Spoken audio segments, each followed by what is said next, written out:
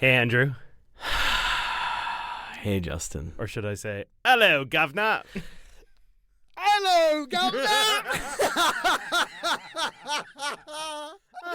What did you think? What did you think I was going to wear? You thought I was going to wear some green and yellow Subway World of Chell custom create your own team logo looking London night stuff? How would I buy that? How would I have to go to London and get that? Give me a break. Give me a break. All right? Old Bean? Have a look-see. Play the clip. You know what? It's a bet. I'm making a bet. If the Rangers lose this one, on the next Odd Pod, I will wear something London. London. Oh, that's why you always got to read the fine print. And now you have to talk like that the rest of the episode. The whole episode. I gotta talk like this. Beans on toast. Yeah, so there you go. I made a bet that I would wear something London if the Rangers lost. The whole thing was you made this bet with yourself, by yourself. In case they lost, I just wanted a chance to dunk on London by wearing a toque based off of a place that's also named London that doesn't suck. The other London... It's not the other London. It's the London. The London. The Knights play in the other London that most people... Here's a good question. What do people from London do when they're traveling and someone says, where are you from? You just say Toronto? Yeah. You say Windsor? What is it that you say? Southwestern Ontario. You certainly don't say London, because then you got to try and explain. It's also called London. It's also called London. It's also called London. I don't know why. It's nothing like London. What does a London night and a night in London have in common? Missing teeth. Ah, got him. Welcome to the Odd Pod, where we're talking Kitchener Rangers hockey with the oddballs themselves, Andrew and Justin. Take it away, fellas. I'm supposed to host this thing, and I'm like, I'm done. It went right off the rails. I think I have to quit. All right, okay. It's also 300 degrees in this room, Yeah, so so- I'm going to pull off this wonderful London toque that was given to me by my mother-in-law. Great. Who lives in the good London. The real London. The real London. The real London. The real London. So there you go. Somebody on TikTok figured it out, and they were like, you have to wear something that says Knights, not just London. That wasn't a bet, dude. I didn't even make this bet with Andrew. There was nobody. No, it wasn't. There was just nobody a involved. Bet. It was just I a bet. accepted it, but I knew he said only London. It was just and a bet with I the accept. universe. Yeah. It was just because I'm playing chess, not checkers. I wanted to dunk on the city of London. But do you think when you play against the universe, this might be why we lost against London? If I'm that powerful, I don't think I would have a podcast with only 400 followers. Maybe you're just misusing your power. We might lose a few after that intro, though. Yeah. However. I might leave, too. I might True. unsubscribe. Yeah. So G.R.O.A.T.s out of the bag. We lost to London. We lost to London. Well, we'll talk about that after the other we're games. We're gonna blast it. Andrew, we're at the end of this season. It's almost over. There's only 2 more games. Like, the one thing that the Rangers are playing for at this point is 2 more points to get 100 points in the season. Yeah.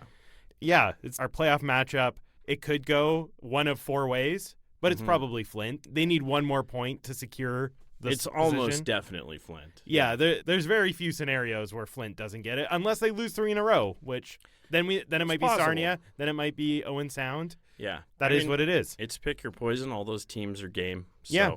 So that's where we are. So these games, bright spot. First game we played Friday night at the Odd. It's North Bay. Parsons got a shutout. Parsons got a shutout. He looked great in that game, too. He did. Like, He absolutely did. He didn't have to stop a lot, but sometimes that's harder. I think so. He only faced 19 shots, but 10 of them came in the third period.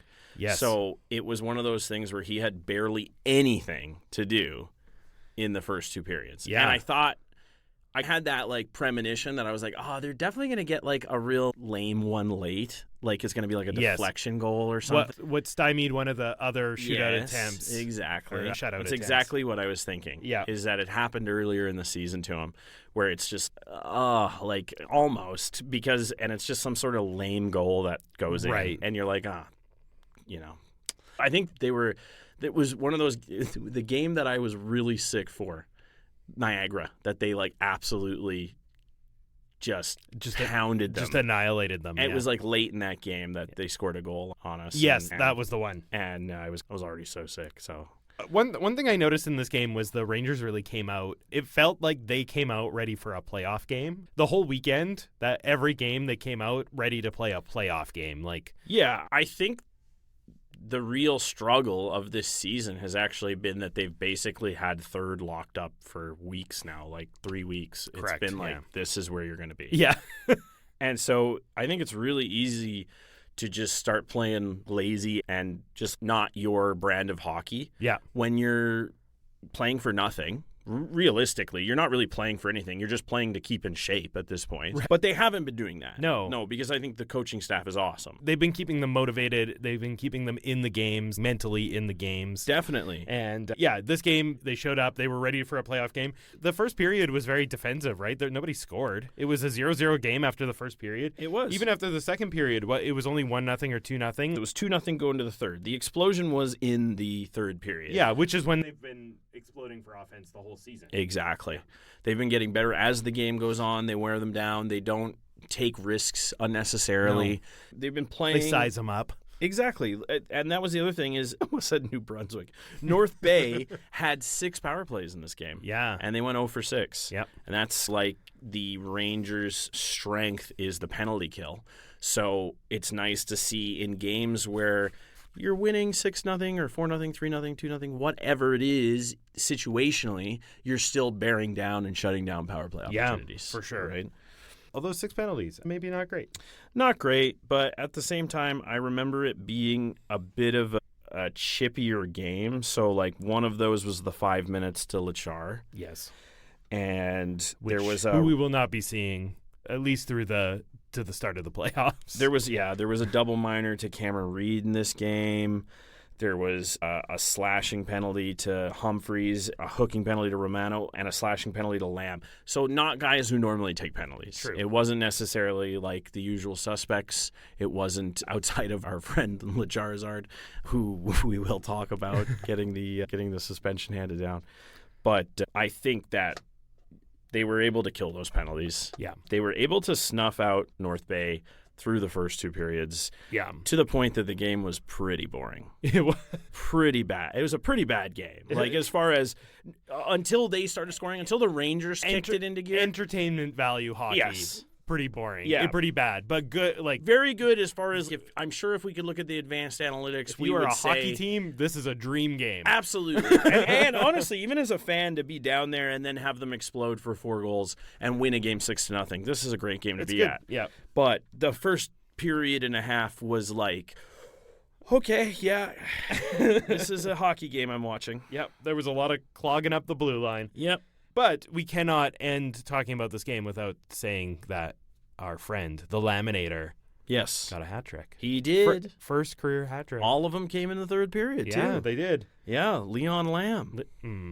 Yeah, Leon Lamb. Still don't like that name. The Hart Trophy candidate. One of our dear listeners, our OG listeners, Andrew Price, he's going to love you saying that again. Absolutely. Tanner Lamb is evolving into the Laminator at the best time. I will say that I think he's been very quietly putting up an incredible season. Yeah. I think he has the most assists on the team. I want to say it's the most. Maybe I'm wrong. He has 40 assists. That's a lot of assists. It may not be the most on the team, but it's really high up there. It's first or second. He has 53 points. Yeah. That's in the top 5 for the Rangers scoring. He's tied for third. They have him listed 4th, but he's tied for 3rd with Cameron Reed for 53 points. Yeah. The way he plays, the way he dishes everything. Absolutely. Yeah, I'm not shocked. And it comes in bunches, right? Yeah. It comes in bunches with him. Yeah. It'll be like a 2-assist game. And then it'll the hat trick came out of nowhere because he's not necessarily a shooter. No. But he's a great playmaker, and it's awesome. He's so aware on the ice. That's really how this hat trick happened. It wasn't like he was sniping corners or anything like that. It was just his awareness of where the puck was benefited him in this game, and that's how he got 3 goals. Yeah, he turns 18 in July. Yeah. After North Bay, we went to Owen Sound for the Bayshore Bounce. The Bayshore Bounce and the trademarked Odd Pod high contrast hockey. High contrast hockey. It was back. And boy, was that contrast high. It sure was. Except for when they switched angles. Yeah. And I was like, wow, that looks nice. Yeah. We didn't get Carter George, despite what the announcer said. We didn't get Carter George a net for this game, which was interesting. But Kaprowski, that's how you say his name? I think so. We apologize if it's Kaprowski. I'm so something. sorry. But yeah, Kaprowski, what is happening in Owen Sound where they are like generating these phenomenal goalies? Good goalies. Because he played pretty lights out against and he got the Kitchener. second star of the game. He stopped 26-29. Yeah, he was great. Played really well. He stopped some breakaways. He stopped some like really good Swick, Pridham, Humphreys opportunities. He shut those down. I was like, okay, are we getting goalied again by a different goalie in Owen Sound? Like, give me a break. We did come back and win 3-2, so that was good. There was a huge moment in the first period. So Misseljevic got the first goal, and then Owen Sound got a breakaway very shortly after that. And Pridham did the textbook back check. No penalty. That was unreal. Perfect stick check. Just completely neutralized, shut down the opportunity. I was like, what? Pridham? When we acquired Jack Pridham and we were researching, and I went to like Elite Prospects or whatever to figure out like what is this guy bringing to the table, they said he's elite speed two-way player, and we haven't seen a ton of the two-way thing because he's just been so possession dominant on the ice, so we haven't really had to see. And our defense is so good. Exactly. So we haven't really had to see, and we've been outscoring teams. We've been playing with the lead. That's just literally what the Rangers have been doing all season. So we haven't seen a ton of this two-way ability because he just hasn't had to do it. Now, you could argue that just the fact that they control possession like crazy, that is two-way play. Of course it is, because it's good positioning. But we haven't seen necessarily like him make a crazy defensive stop like this until now. Correct. And it was unreal. So it was crazy. He chased the guy down and just took it away, and it was just like, oh, never mind. Snuffed right out. Completely snuffed. Which was important. No penalty. No penalty, which was crazy. It was, No penalty was crazy, Yeah, we didn't lead this game the whole way through. We were down 2-1 at the end of the second period. So it was a third period comeback, which is a bit of our specialty. Yeah. Arquette got a nice goal in the second. Matthias Stark was back, and he didn't score, but he looked dangerous. No, he looks dangerous, and we got to shout him out. He's been out almost 5 months. Yeah. With a head injury. So it's great to see that he has recovered and that he's able to play hockey and that he's all is well and that he's competing and that he looks healthy and he looks dangerous. He doesn't look timid. He looks like he's ready to go out and play playoff hockey, which is great. I'm really happy that he took the right amount of time to get healthy. I hope he's I don't have any insider information, but I hope he's healthy, but it feels like they took the time he needed to get healthy, and that's where we're at. I think that we're lucky that he's playing for an organization that, one, prioritizes players' health. Yeah. And two, was just so deep and so strong all year that they didn't necessarily need to rush anybody back. Yep. Arquette got a nice goal, and then 3 or 4 opportunities as well. Like Arquette looked dangerous. Like we had a lot of depth danger. Dangerous depth. That's the Rangers story, though. We were talking about it before we turned the mics on.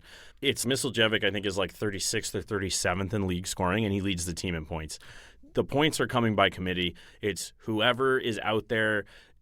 That's the scoring line. That's whoever scores, that's the scoring line, because all 4 lines have contributed equally throughout the season in relation to their playing time. Yeah. I think we have 3 lines of double-digit goals. Yes. It's like everybody. Yeah. Everybody. And then third period, we did come back. Again, this third period I found a bit sleepy, but Elena's with the bottle pop goal to win it. That was a nice goal. And like just we Elena's. said before, early in the season, we said Elena's only scores beauties. There's something about this guy He's so dangerous. Yeah, and it's funny because it'll just be always like a highlight goal. I don't understand. It's just like all of your goals are sick. I don't get it, but it's great. He's an aesthetic shooter. Yeah, exactly. Yeah. And then, as you already know, because Andrew is British now. Yeah. Tuesday night we played the London Knights and we lost 2-1 in Such a boring game. There were only 11 shots in the first period. Yeah, it was total. We're not saying for one team. It was 7-4 the shots. Yes. And then Kitchener turned it on and had 15-5 in the second period. But they weren't dangerous chances. They weren't. London ended the game with only 16 shots. But I was looking up their dangerous shots, and 6 of them were dangerous. That was just sort of it. They weren't shooting tons, but when they were shooting, it was dangerous. Sure. The Rangers also had 11 dangerous shots, and we were playing the backup goalie, Elliott, who played well, but also the backup goalie who's 31-1. Yeah. Yeah, that's because he plays for London. The backup goalie. Yeah, the danger that the Rangers were putting on wasn't there. They weren't able to get into the slot. They weren't really able to get net front in any way. Even getting traffic in front of him seemed to be a challenge for the Rangers. We may or may not have to face London in the playoffs. If we go, I think, to the third round would be the first opportunity to play them. If we do end up playing them, there's going to be some video coach review and some stuff to prep for them because London is good. There's no doubt about that, but they are fallible. They are not a perfect team. They take weird penalties for no reason, and they get very angry and hot-headed, and there's a way to beat them, and we just haven't found it in season series. That's just the way it is. Yeah, and I think part of the issue, too, is although the Rangers did score on one of their 4 power plays. They did. And they did absolutely dominate the face-offs in this game, 31-17. I think the issue is that I would say almost London is their special teams might be the part of this team that's fallible. Put it this way, because they can't seem to score consistently on the power play versus Kitchener. I know they scored in this one, but before that it was like a weird streak of like 17 penalty kills or something like that. It was like many games without scoring on a power play. So there is something to be said there. London was a good team, was favored to win the West coming into the season. They loaded up throughout the season. Yep. That is not a pun. Loaded up. That is not a pun. We're not taking shots at drunk driving. You know who finally got some punishment last night was Cam Allen. He went to the box many times. That's true. Yeah, he spent a lot of time in the box. I guess London fans are claiming that Allen has said something to him, which is why he dropped the gloves and got tuned up. I don't really understand that. But apparently he's not a fighter. I'm like, no, he's just more of a driver. Okay, he's 20, so this isn't like we're making fun of a kid. Yeah, there's not much to say about the London game other than you hope that it goes better. But losing the games that they lost to London and winning the games that they won, if you told me that was going to be the case at the beginning of the year when we were supposed to be a rebuilding team that was probably going to be a bubble team, I probably would have taken it. I'll take it. Yep, agreed. I don't think it's that much. If you're chirping us and saying, you guys can't beat us, I'm like, I don't think we're supposed to. Bring it on. Yeah, so all the pressure is on London. That's all I feel. Yeah. That's how I feel. Yeah. All right, who's your first star of the week? Leon Lamb, the Laminator. Yeah. Tanner Lamb. Has to be. I prefer Laminator. I'm going to stick with Laminator. He's also my first star. You will. I think he became Leon Lamb in the 3-goal game because that guy in the NHL, the namesake, is scoring a lot this year. Yes, he is. Yeah, Tanner Lamb, like I said, he's not even 18. He's not like tiny by any means, but he's a smaller guy, and he doesn't really shy away from the tough areas, and he has unbelievable vision, and we've been fans all year, and I think he's just gotten better all year, and he's going to take another huge step next year. I agree. Hockey sense, I said it earlier, his hockey sense is unreal. Yeah, it's unreal. Absolutely. He knows every player on the ice where they are, what's going on. He does. Who's your second star then? My second star is the goaltending. It's been consistent all year. It wasn't great against London, but Parsons put up a shutout against North Bay, and I thought Schaubel played really well against a team that was fighting for their lives in Owen Sound. I just had to give it to the 2 goaltenders just because without them, I think this year is a totally different story. Yep. I also had the goaltenders as my second star, so the odd pod mind meld is strong tonight. Okay, I think. All right, you tell me who your third star is. Okay, my third, which I wrote 3 ND, so my third and The third. Is Chromiak. Oh, nice. Yeah, Chromiak had a very great weekend of defensive all-starness. Okay. Again, it didn't show up on the stat sheet, but it shot blocking, checking, back checking, forechecking, whatever was needed. Chromiak was there this weekend. He was good. You could tell, like, we got Andonovsky back from whatever injury he was dealing with. Yep. But you could tell that Chromiak was taking a bit more responsibility. Absolutely. And it looked good on him. He is a leader on the team for sure. Yeah. Which I think might be even harder when you're brought in kind of as like a trade acquisition. Yeah, agreed. So who's your third star? I'm third star. I'm going with the youngster. I think, and also a defenseman. Yeah. He's just really impressed me throughout the year.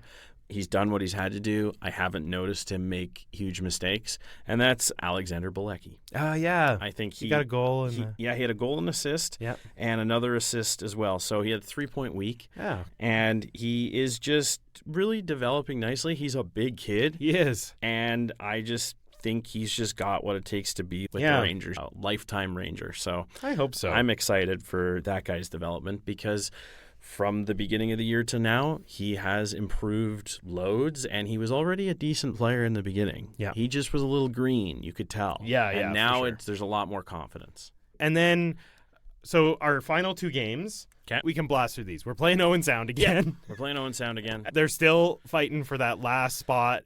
There's 2 spots between 3 teams in the West, and they are one of them. Technically, there's 3 spots of 4 teams, but Flint pretty much has their spot locked up. So there's 3 teams that are fighting. Owen Sound's in there. They got Sarnia and the Sioux, and I'm not really sure who's going to come out of that. I think Owen Sound has the advantage right now going into literally today, recording Wednesday. So who knows? And then we play our final game of the season against Guelph, Battle of Highway 7 for the 8th time. And they are eliminated from the playoffs. I don't know. We've beat them 7 of 7 times. They might get this one. I don't know. They might. When a team is given up, they have really given up. That's when. Do you know who may catch them? Who? Peterborough. Yeah. In the race for the not bottom. being last. Last time I checked, they were tied. They are. No, Guelph has 2 points on them now. Okay. But Peterborough is only one win behind, so it's not even like some sort of statistical thing. They're 1 win behind. Peterborough has been pushing, fighting. The second half of their season, they beat the Rangers, man. So like it's and they beat London, didn't they? They did. So like this is a team that doesn't want to finish last. No, they only had 2 wins at the All-Star break. I know they've like really had a good second half. It's crazy. Good for them. Yeah. Then we are going to skip back to our favorite segment. And now it is time for the greatest Ranger of all time. The G.R.O.A.T. The G.R.O.A.T. Oh, that was a good one. Yeah, it's because we've rested. It's true. Our vocal cords were rested. Yeah. We're playoff ready for G.R.O.A.T. It's true. We are. Because you know what, Andrew? It's March. You know what happens in March? March Madness. And you know what March Madness is? Bracket time. And so we're just going to join in the craze. We are. We're going to build our bracket today on the pod. Seeding, yes. So we've already seeded the players. We've given every G.R.O.A.T. 1 to 8. We've talked it out, we wrote it down, and now we are going to randomly assign them in a bracket. Yeah. So we are going to literally put them in a hat, pull them out, and put them in one of 4 conferences, we'll call it. Conferences. And what are those conferences named after? We have the Andalorian Conference, the Swick Conference, the Missiljevic Conference, or the Missile Conference. The Missile. And finally, Justin, what's the last one? The Parsons Conference. The Parsons Conference, yes. So it's our 3 overagers and our captain. Yeah. Is what we've named the conferences after. Andrew, would you like to pull the 8 seeds? I will. All right. Okay. So remember, we're gonna pull them in order. So the Andalorian, Swick, the Missile, and Parsons Conference. Little Foley for you. Little Foley for you, so that you know that we're doing it. We're the audio medium. Yep. Okay. So for the Andalorian Conference, the 8th seed is Nazem Kadri. And then for the Swick.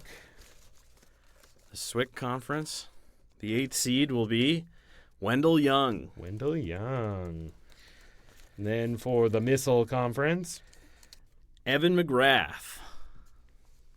Evan McGrath. And for the Parsons Conference, Shane Stevenson. Shane Stevenson. Now for the 7th seed. Now for the 7th seed. Mm. For the Ando Conference, Jason Aikson. Jason Aikson. Swick Conference, Stephen Rice. The Missile, John Tucker. John Tucker. Which Parsons, leaves Wayne Presley. Wayne Presley. The 6th seed for the Andalorian, Is Jeff Larmer. Jeff Larmer. Swick, Justin Azevedo. the Missile, Steve Eminger. and the Parsons. Ryan Murphy. The 5th seed for the Andalorians, John Gibson. John for the Swicks. Paul Reinhardt. The Missile, Red Lawrence. Scott Dickey. Is that an omen? Scott Dickey. Conference. The 4th seed. In the Ando Conference, Hunter Brustavich. How fitting is that? That is His defense partner from last year, Hunter Brustavich. Had to be. Hat. Had to be. Had to be. Swick Conference. Sandy Fitzpatrick. Missile. Walt Kachuk. And for Parsons, Dwight Foster. wow. R.I.P. 3rd seed. 3rd We're seed. getting down to it. Andalorian Gabriel Landeskog, a fellow captain. for the Swick Conference. Derek Roy, a short king in a tall man's conference. The Missile. Pete DeBoer. Oh, not coached. The Missile. Maybe he will. Maybe he will. Parsons. Jeff Skinner. Oh, we're Jeez. getting down to it. Here we go. The Andalorian Conference. Larry Robinson. Larry Robinson. Great defenseman and spends conference. We let him get to the 2nd seed? Yeah, I know. That just speaks to how good the The G.R.O.A.T.s depth are. is crazy. Okay, Yeah. for the Swicks. Andre Benoit. Andre Benoit. For the Missiles. Scott Stevens. And for the Parsons. Brian Bellows. And for the first seeds. For the first seeds. The Andalorian first seed is Al McInnes. Al McInnes. The Swicks first seed is Bill Barber. Bill Barber. The Missiles first seed is Mike Richards. Mike Rich. And the Parsons first seed is Paul Coffey. Paul Coffey. There you go. So what we're going to do with this list is we are going to make some nice graphics, or some maybe not so nice Some graphics. mediocre graphics. Mediocre graphics. So we'll do it on TikTok, on Instagram, and on YouTube. Yep. We're going to have polls, and we're probably going to start on Tuesday next week. And every day we're going to post probably a division. Exactly. We can do the 4 conferences. Yeah. And then, so you'll see each bracket on a different day, and then we'll start doing the matchups for voting. Yeah. And then we'll eliminate the first round, which will get rid of 16 of them, and then we're going to do it again with those 16, which will leave us with 8, which will leave us with 4, which will leave us with 2, which will leave us with the greatest Ranger of all time, the G.R.O.A.T.s! Yeah. That was unbelievable. That's our episode for the week. That is our episode. So thanks for listening. Thanks for following along. Thanks for watching our stuff on the socials. That's we true. appreciate all of you. We really do. We really do. You can find us on the socials at The Odd Podcast on Instagram and TikTok, and on YouTube. If you just search us, The Odd Podcast Kitchener Rangers, we'll come up. You'll find us. Yeah. We're the ones with the logo that looks like the one in the podcast you're listening to right now. That's true. That's us. Some thank yous, of course, to Ken Bourne, who we haven't asked yet, but we might be asking to help us with our We might. graphics. Yeah. Papa Bourne. As he's the director of branding and marketing. Papa Bourne. Thank you to our prodigal producer, Liam. The Phenom. We are at the Idea Exchange in Cambridge. Thank you to them for hosting us. Thank you. And Andrew, as always, for the last week of the regular season, you can find us at Kitchener Memorial Auditorium. See you at the Odd. Pip pip cheerio.